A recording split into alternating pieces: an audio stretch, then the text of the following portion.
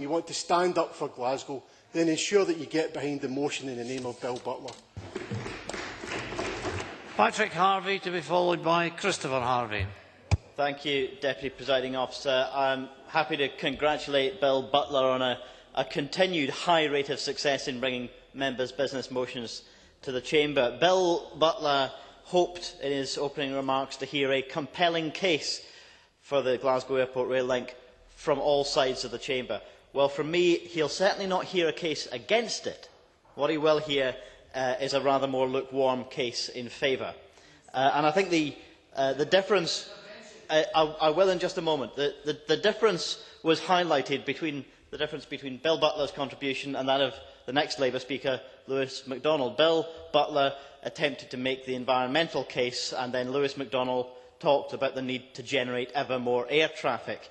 You can't have it both ways. Either position is consistent, but the Labour Party is going to need to choose one or the other. Charlie Gordon. Can I ask Patrick Harvie whether he thinks John Swinney has made the case for the cancellation of the project? Patrick Harvie.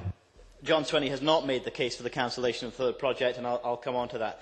Bill Butler talked about the potential for a 20% modal shift from road to rail if a project like this goes ahead. That will only bring a benefit if we are at the same time constraining aviation growth so that we are talking about the same total number of journeys to the airport and from the airport.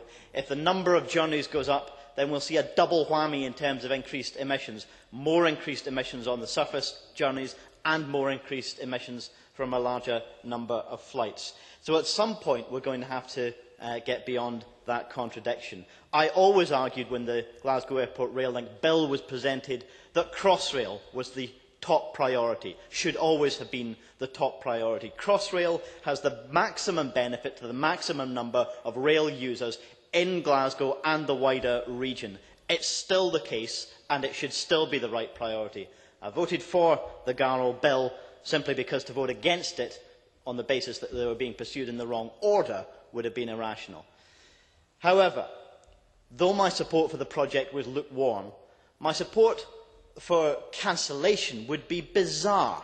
It would be bizarre, set against the substantial and continually growing road building project which this government and the successor administration have been pursuing. There are projects on the books that I would not have built even if they were free to build, and they should have been the targets for cancellation.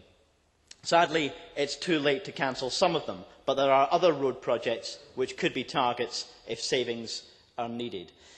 Deputy Presiding Officer, some of the arguments on this project have been rehearsed at the Transport and Climate Change Committee and will continue to be debated as we draft a report to the Finance Committee.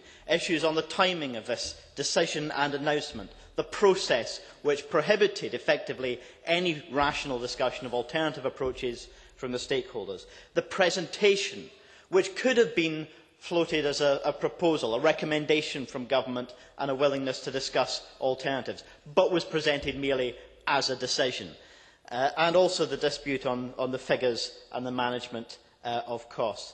No doubt we will address all of these in our report, but before I finish, Presiding Officer, I want to address a longer term issue, which is that yes, there will be funding constraints in the future, we all expect that, but the far greater constraint is about government priorities. The idea that a single vast project with a vast price tag, the additional fourth road bridge, should be the top and only priority.